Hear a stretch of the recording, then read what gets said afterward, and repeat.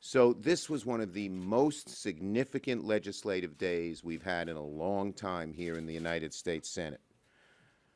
But we still have a long road to travel.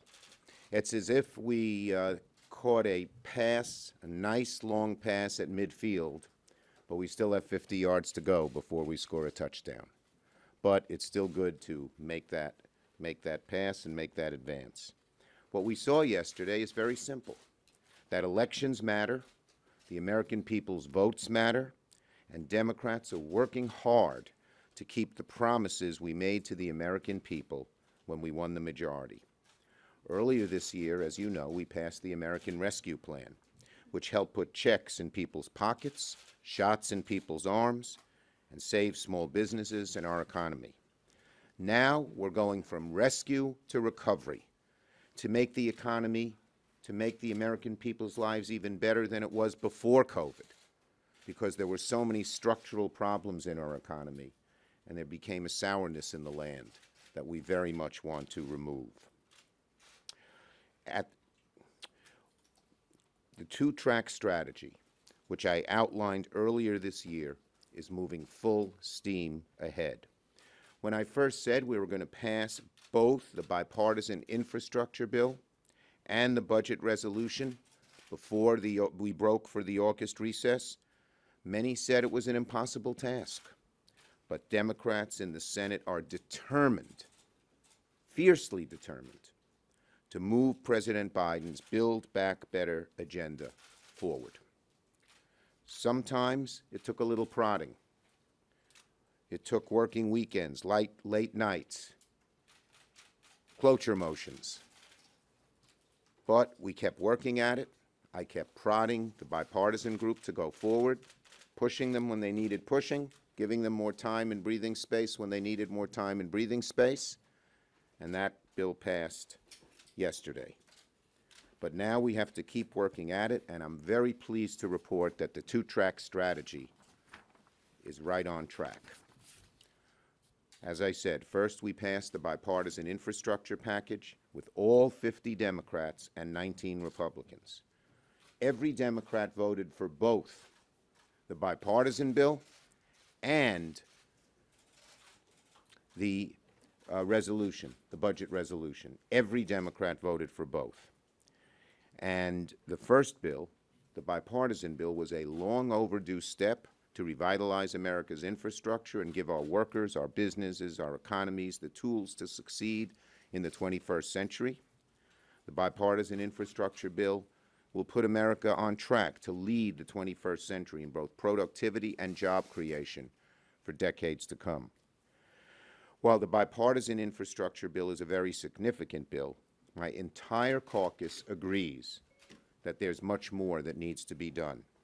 So on the second track, we passed a robust budget resolution that will grow the middle class in the 21st century and give more Americans a chance to get into the middle class. Keep those in the middle class and assure them they're going to stay there. They're worried about it. Help those trying to climb that ladder to get into the middle class to get there more easily. That's our mission. That's our goal. And frankly, that is my passion.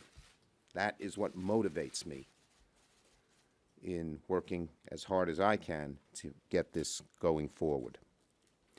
The Democratic budget resolution is transformational. It's probably the most significant single piece of legislation that we have seen, certainly in decades, and Bernie Sanders thinks since Roosevelt. And he's pushing for big change.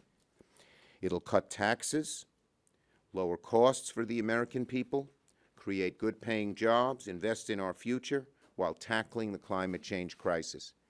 It's big, it's bold, it's strong.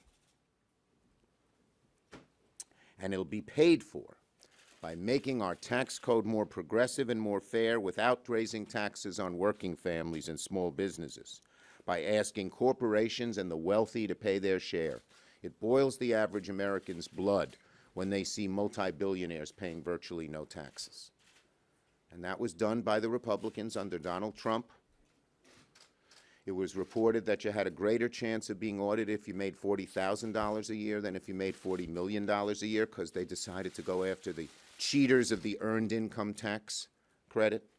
But that's where the Republican Party is these days, with the very wealthy, the very powerful, and the right wing who doesn't want to see government help the people at all.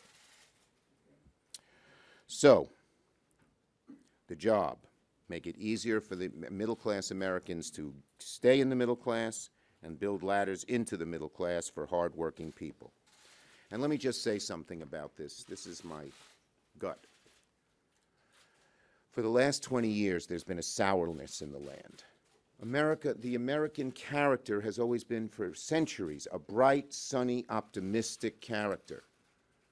The American dream, very simple. It says, the average American would say, it means if I work hard, I'll be doing better 10 years from now than I'm doing today, and my kids will be doing still better than me. That faded. It created a sourness in the land, and in my judgment, it elected a man who had such awful values and was so divisive as Donald Trump. The mission, it's a mission, is to not allow that to happen again. And the way to do that is to restore that American dream and give middle-class Americans, poor Americans, hope for the future. They don't expect us to snap our fingers and get it all done at once. But they sure expect us to give them some hope and some progress, and that's what we're trying to do with both bills, So let me say, what we're doing here isn't easy. We've labored for months and months to reach this point, and we have no illusions. Maybe the hardest work is yet to come, but we are united in a desire to get it done. And so far, so good.